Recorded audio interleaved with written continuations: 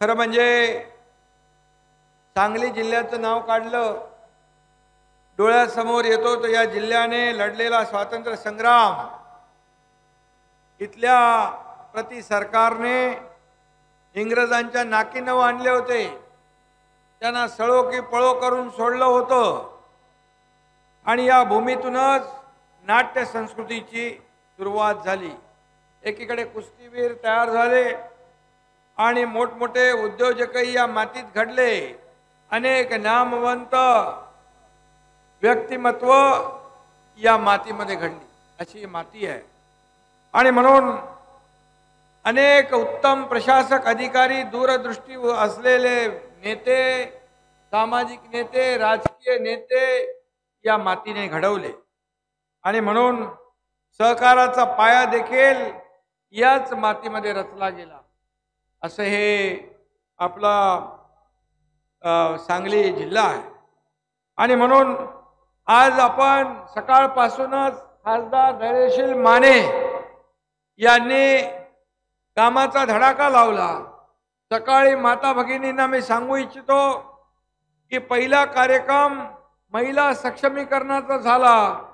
जवळपास 80,000 महिला त्या कार्यक्रमाला उपस्थित होत्या, महाशिवरात्री असताना देखील। आणि आपण देखील महाशिवरात्रीचा कार्यक्रम आणि जागतिक महिला दिन असतानाही एवढ्या मोठ्या संख्येने भगिनी माता उपस्थित आहेत, त्यांचं मी मनापासून स्वागत करतो। माझे बांधव इकडेही आहेत, तिकडे आहेत, त्या सगळ्यांचं मनापासून मी स्वागत करून त्यांना शुभेच्छा देतो। खरं म्हणजे आज जागतिक महिला दिन, महाशिवरात्री हे दोन कार्यक्रम आहेत आणि असं असताना देखील आपण सरकारवर असलेला विश्वास, शासनावर असलेला विश्वास आणि लोकाभिमुख सरकारला आशीर्वाद देण्यासाठी या ठिकाणी उपस्थित राहिलात, त्याबद्दल मी पुन्हा आपल्याला मनापासून धन्यवाद देतो, पुन्हा आपले सगळ्यांचे आभार मानतो। आज खरं म्हणजे जिल्ह्यातल्या 35,65,000 लाभार्थ्यांची नोंदणी झाली आहे आणि मला वाटतं गेल्या 10 महिन्यामध्ये शासन आपल्या दारीचे कार्यक्रम झाले। या कार्यक्रमामधून जवळपास 4.5 कोटी लाभार्थ्यांना या शासन आपल्या दारीचा लाभ मिळाला। पूर्वी देखील हे लाभ होते, योजना होत्या, निर्णय होते, लाभार्थी होते, परंतु लाभ मिळवून घेण्यासाठी जे काही कष्ट घ्यायला लागत होते, हेलपाटे खायला लागत होते, खेटे मारायला लागत होते, कटकटी करायला लागत होत्या, त्यामुळे तो लाभार्थी तो लाभ घेण्याचा नाद सोडून देत होता।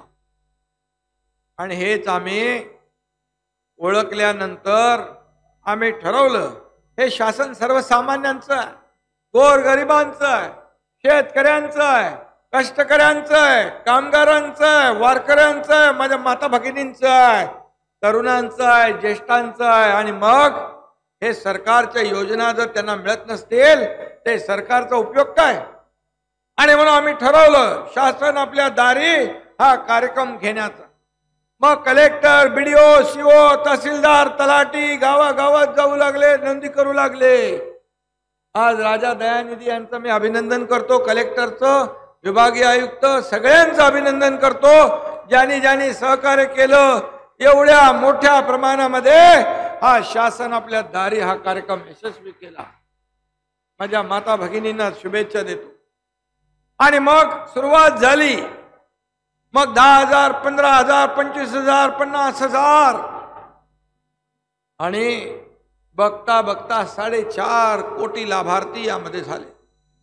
आज लाभार्थी इथं व्यासपीठावर आहेत, कोणी पॉवर टेलर घेतो, कोणी ट्रॅक्टर घेतो, कोणी हार्वेस्टर घेतो, कोणी घराची चावी घेतो, कोणी दाखला घेतो। असे अनेक जे लाभ आहेत, हे लाभ आज व्यासपीठावर कधी आयुष्यामध्ये कोणी बघितलं नव्हतं। लाभार्थी व्यासपीठावर बसून लाभ घेऊन जातात आणि उरलेले लोकांना जागेवर गावामध्ये लाभ देण्याचा उपक्रम हाती आपण घेतला। अनेक राज्यातल्या लोकांनी विचारलं मला जेव्हा भेटतात तेव्हा हे शासन आपल्या दारी काय, ये शासन अपने दारी क्या है? बोले शासन अपने द्वार पे, मतलब सरकार घर में नहीं बैठता है, सरकार लोगों के द्वार पे जाता है और लोगों को मदद करता है, ऐसा ये शासन अपने द्वार पे, ये हमारी योजना है। आणि आपल्या राज्याचं अनुकरण इतर राज्य करू लागले, कारण शेवटी घरी बसून काम होत नाही का? होतात। कोविड मध्ये ठीक आहे फेसबुक लाईव्ह झालं, परंतु फेस टू फेस काम केलं पाहिजे, फील्डवर उतरून काम केलं पाहिजे, लोकांमध्ये गेलं पाहिजे। शेतकऱ्यांचं नुकसान झालं, अवकाळी पाऊस आला, अतिवृष्टी झाली, गारपीट झाली, तर आमचं सरकार बांधावर जातंय, शेतात जातंय, लोकांना भेटतंय, शेतकऱ्यांना ऐकून घेतंय। आज जर आपण पाहिलं, जर एखादं सरकार किती विजिबल आहे, म्हणजे लोकांमध्ये दिसणारं सरकार, अशी जर स्पर्धा लागली तर महाराष्ट्राचा पहिला नंबर येईल, पहिला नंबर आल्याशिवाय राहणार नाही। कारण शेवटी हे सरकार तुमच्यातलं आहे आणि सर्वसामान्यांचं सरकार, सर्वसामान्यांना न्याय देण्यासाठी हे सरकार स्थापन झालेलं आहे। मला आठवतंय मी जेव्हा शपथ घेतली तेव्हा मी आणि देवेंद्र फडणवीस साहेबांनी दोघांनी शपथ घेतली पहिली, आणि त्यानंतर नियम असतो कॅबिनेट घ्यायचा। आम्ही दोघं असताना पहिला काय निर्णय घेतला असेल हे मी तुम्हाला सांगतो। पहिला निर्णय हा घेतला की जे दुष्काळी भाग आहे, जे शेतकऱ्यांना दुष्काळ फेस करावा लागतो, त्या भागामध्ये पाणी वळवण्याचा प्रकल्प, त्याचा निर्णय आम्ही घेतला। वॉटर ग्रिड करण्याचा निर्णय घेतला। पहिल्यापासून आज जवळपास 50 कॅबिनेट झाल्या असतील, त्यामध्ये 500 पेक्षा जास्ती निर्णय आपल्या सरकारने घेतले। सिंचनाचे प्रकल्प जवळपास गेल्या मागच्या सरकारमध्ये 2 झाले असतील, परंतु आपल्या तुमच्या सरकारमध्ये 120 सिंचनाचे प्रकल्प आपण निर्णय घेतला। 120, 15 लाख हेक्टर जमीन सिंचनाखाली आणण्याचं काम आपल्या सरकारने घेतलं। आज शेतकऱ्यांच्या मागे उभं राहणारं हे सरकार आहे। कधी कुठल्याही अवकाळी अतिवृष्टी, कोणाचे पैसे, मगाशी खासदारांनी सांगितले, धैर्यशील माने यांनी, की 50,000 रुपये रेग्युलर कर्जफेड भरत होते, त्यांचे पैसे काही आपल्या मागच्या सरकारने घेतला होता निर्णय, काही लोकांना मिळाले नाहीत। आपल्याला मी सांगू इच्छितो, 50,000 रुपये देण्याचा निर्णय देखील मागच्या सरकारचा असला तरी पैसे देण्याचं काम आपलं सरकार करतंय। खासदार महोदय जे काही उर्वरित जे राहिलेले आहेत त्यांना देखील ते पैसे तात्काळ दिले जातील। कलेक्टर आणि विभागीय आयुक्तांनी याची नोंद घ्यावी। निर्णय घेतला, घोषणा केल्या, फक्त पोकळ घोषणा करणार हे आपलं सरकार नाही। जे आहे ते आहे, जे देऊ शकतो तेच आम्ही बोलतो। म्हणून शेतकऱ्याला 6,000 रुपये वर्षाला देण्याचा निर्णय आपण घेतला। मोदी साहेबांनी 6,000, आपल्या सरकारने 6,000, असे 12,000 रुपये दर वर्षाला शेतकऱ्याला मिळतात। 1 रुपयात पीक विमा योजना आपण सुरू केली। आपलं राज्य पहिलं राज्य आहे। सगळे नियम डाऊल बाजूला ठेवून एनडीआरएफ असेल, 2 हेक्टरचे 3 हेक्टर असेल, सततच्या पावसाचं नुकसान, हे सगळं धरण्याचा निर्णय आपल्या सरकारने घेतला। महिला भगिनी इकडे मोठ्या प्रमाणावर आहेत। महिलांचा सक्षमीकरणाचा कार्यक्रम सकाळी होता। मोदी साहेब नव्या मुंबईत आले होते, त्यावेळी 1 लाख महिला त्यांच्या कार्यक्रमाला होत्या, कारण 2 ते 3 कोटी महिला या देशातल्या सक्षमीकरणासाठी त्यांचा तो उद्देश आणि संकल्प आहे। आज आपल्या राज्याने देखील महिला सक्षमीकरणाचं धोरण घेतलंय। लेक लाडकी लखपती योजना आपण करतोय। मुलीचा जन्म झाला की 5,000 आणि असे 5, 6, 7, 8 करून 18 वर्ष वयापर्यंत 1 लाख रुपये त्या मुलीच्या खात्यामध्ये जमा करण्याचा निर्णय आपल्या सरकारने घेतला। आता मला वाटतं इथं पण ते लाभार्थी असतील। आणि त्याचबरोबर एसटी मध्ये सवलत दिली ते आपण घेताच। आज महिलांचं सक्षमीकरण, बचत गटाच्या माध्यमातून महिला स्वतःच्या पायावर उभ्या राहिल्या पाहिजे, यासाठी आपण त्यांचं खेळतं भांडवल 15,000 तर 30,000 केलं. CRPचं मानधन वाढवलं. आज आणखी तुम्हाला मी सांगतो, बचत गट तुम्ही वाढवा. बचत गटाला कलेक्टर विभागीय आयुक्तांना सांगू इच्छितो, यांचं प्रॉडक्ट जे आहे त्याचं ब्रँडिंग करणं, त्यांचं मार्केटिंग करणं, विक्रीला देखील त्यांना स्टॉल उपलब्ध करून देण्याचं काम आपण करा. जसं आपण ठाणे मुंबईमध्ये जसं आपण एक दिवाळीला आपण एक्झिबिशन सेंटर करतो, त्या ठिकाणी लोकांच्या वस्तू विकण्यासाठी ब्रँडिंग करा, त्यांना जागा मिळवून द्या. आणि रोटेशन मध्ये या महिला बचत गटांना न्याय देण्याचं काम आपल्याला करायचं आहे. आणि म्हणून मी आपल्याला एवढंच सांगतो, महिला सक्षमीकरण असेल, महिलांचं आरोग्य असेल, या ठिकाणी माझी माता सुरक्षित तर कुटुंब सुरक्षित ही योजना आपल्या सरकारने आरोग्य विभागाने आणली.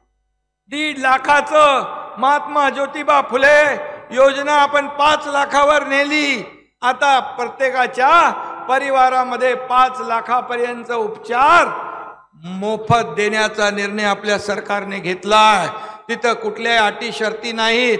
12.5 कोटी जनतेला त्याचा फायदा होणार, करोडपतीला पण आणि सर्वसामान्य माणसाला पण. या सगळ्या अटी शर्ती काढून टाकल्या. 3-3.5 कोटी महिलांची तपासणी केली आपल्या प्रपंचात, आरोग्यात. या महिला आपल्या तब्येतीकडे, आपल्या आरोग्याकडे दुर्लक्ष करतात, म्हणून आपल्या आरोग्य विभागाने ती योजना सुरू केली. आज अनेक योजना आरोग्य विभागाच्या आपण करतोय. आणि म्हणून विचार आपल्याला जे अशा प्रकारचे शासन आपल्या दारी, महिला सक्षमीकरणाचे कार्यक्रम, हजारो लोक यायला लागले. त्यामुळे विरोधकांकडे काय राहिले? शिव्याशाप देण्याशिवाय, आरोप प्रत्यारोप करण्याशिवाय. त्यांच्या पायाखालची वाळू सरकली आहे, आरोप प्रत्यारोप करत बसतात. पण आम्ही हा एकनाथ शिंदे त्यांच्या आरोपाला आरोपाने उत्तर नाही, तर अशा कामातून उत्तर आम्ही त्यांना देणार आणि त्यांना त्यांची जागा तुम्ही दाखवणार. आणि म्हणून काही लोकांचं रडगाणं चालू आहे. मी काय राजकीय बोलत नाही, हे चोरलं ते चोरलं रोज चालू आहे. काय चोरायची काय वस्तू आहे ती? ते विचार आहेत, बाळासाहेबांचे विचार, बाळासाहेबांचे आचार, बाळासाहेबांची भूमिका घेऊन या राज्यामध्ये आपण सरकार स्थापन केलं. मी अभिमानाने सांगतो की एक शेतकऱ्याचा मुलगा तुमच्या समोर आज भाषण करतोय. आज मला सांगायला अभिमान वाटतो की कुठलेही निर्णय राज्यकर्त्यांच्या हितासाठी आम्ही घेतले नाहीत. जे निर्णय घेतले ते तुमच्यासाठी, लोकांसाठी, महिलांसाठी, शेतकऱ्यांसाठी, गोरगरिबांसाठी घेतले. पहिले उद्योगधंदे आले की माझं काय, अरे माझं काय पेक्षा या राज्याचं काय, मला काय मिळालं यापेक्षा मी या राज्याला काय दिलं, मी माझ्या गोरगरिबांना काय दिलं, माझ्या सर्वसामान्य लोकांना काय दिलं, हे पाहिलं पाहिजे. का शेतकऱ्याच्या मुलानं मुख्यमंत्री होऊ नये का? असं काय लिखा करारनामा? का सोन्याचा चमचा घेऊन आलेला माणसाने मुख्यमंत्री व्हायला पाहिजे? अरे सर्वसामान्य मुख्यमंत्री जेव्हा होतो तेव्हा सर्वसामान्यांच्या वेदना, व्यथा, अडचणी, दुःख तो जाणून घेतो.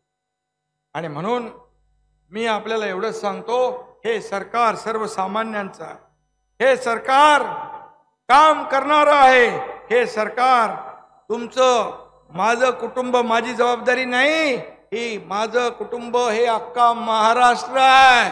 तुम्ही सर्वजण या मुख्यमंत्र्याचे परिवार आहात, कुटुंबीय आहात. आणि मला तर वाटतं हे मी सगळ्यांनाच मुख्यमंत्री समजतो. आणि मला सीएम म्हणजे चीफ मिनिस्टर आहे, परंतु माझ्या लेखी सीएम म्हणजे कॉमन मॅन, सर्वसामान्य माणूस. अशा प्रकारचं मी काम करतोय. आणि हेच पोटदुखी आहे, हीच पोटदुखी आहे, हाच पोटसूळ आहे. आणि म्हणून त्यांच्या पोटदुखीसाठी देखील राज्यामध्ये 700 ठिकाणी बाळासाहेब ठाकरे आपला दवाखाना मोफत इलाज करून ठेवलेला आहे. तुमच्याकडे आहे की नाही धैर्यशील आपला दवाखाना? करून घ्या. तुमच्याकडे कोण पोटदुखीवाले असतील तर त्यांना मोफत होईल.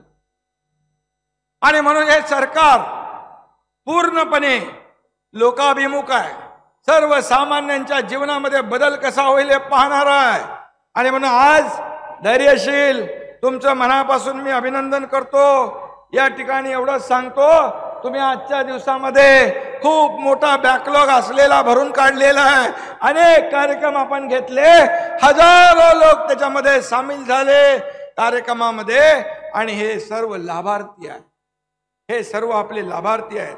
आणि म्हणून मोदी साहेबांनी गेल्या 10 वर्षामध्ये, गेल्या 50-60 वर्ष जे काम झालं नाही ते 10 वर्षात केलं. आपल्या देशाला जगाच्या नकाशावर नेऊन ठेवलं.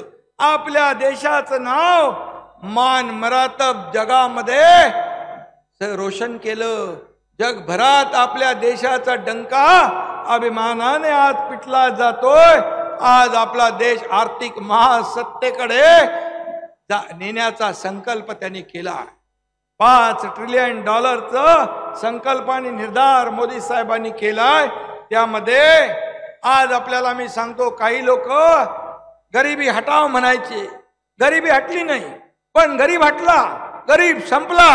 परंतु मोदी साहेबांनी 25 कोटी लोकांना गरिबीतून वर काढलं, दारिद्र्य रेषेच्या बाहेर काढलं. आज 80 कोटी लोकांना कोविड मध्ये जे अन्नधान्य मोफत देत होते ते कोविड संपल्यानंतर देखील पुढचे 5 वर्ष 80 कोटी लोकांना मोफत राशन देण्याचा ऐतिहासिक निर्णय घेतला. हे देणारं सरकार आहे, हे देणारं सरकार आहे, हे घेणारं नाही. केंद्रातलं आणि राज्यातलं डबल इंजिनचं सरकार या राज्यामध्ये काम करत आहे. आणि म्हणून डबल इंजिनचा डबल फायदा तुम्हाला झाला पाहिजे, यासाठीच आम्ही मरमर मरतोय, रात्रंदिवस काम करतोय, रस्त्यावर फिरतोय, शेतामध्ये जातोय, सगळीकडे लोकांना भेटतोय. आणि म्हणून आज जिकडे जावं तिकडे लोक हसत मुद्रेने, हसत मुखाने स्वागत करतात, आशीर्वाद देतात. काही किती लोक भेटतात. आज माय भगिनी या ठिकाणी आहेत, माझे बांधव आहेत. आज प्रत्येक कार्यक्रमामध्ये अशी तुफान गर्दी, तुफान उत्स्फूर्त असा प्रतिसाद आज सण उत्सव असताना देखील आपण लावलेली आहे. आणि त्यामुळे मी आपल्याला एवढंच सांगतो, महिला भगिनी असतील, शेतकरी असतील, कष्टकरी असतील, कामगार असतील, तरुण असतील, या सर्वांसाठी मोदी साहेबांनी देखील अनेक लोकहिताचे निर्णय घेतले. हे तरुण आपल्या भारताचं वैभव आहे. भारत हा तरुणांचा देश आहे. भारत हा कृषी प्रधान देश आहे. आणि म्हणून हे ओळखून अनेक योजना दिल्या, त्यांना आपल्या योजना आपण जोडल्या. आणि त्यामुळे आज देशाचं नाव, मी मगाशी म्हटल्याप्रमाणे, आज उद्योग आपल्याकडे काय येत आहेत? उद्योग येण्याचं कारण आपल्या राज्यावर विश्वास आहे. आज आपल्या राज्यामध्ये इन्फ्रास्ट्रक्चर आहे. आज आपल्याकडे चांगली कनेक्टिव्हिटी आहे. आज आपल्याकडे स्किल मॅनपॉवर आहे. आज आपल्याकडे कायदा सुव्यवस्था आहे. आज आपल्याकडे इंडस्ट्रीची पॉलिसी चांगली आहे. आपलं राज्य pro people, pro development, pro industry आणि आपल्या सगळ्यांना न्याय देणारं सरकार आहे. आणि म्हणून अनेक रोजगार उद्योग येत आहेत.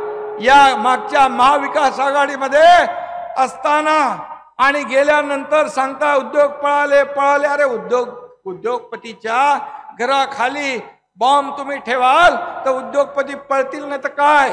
त्यांना एक विश्वास द्यायला लागतो.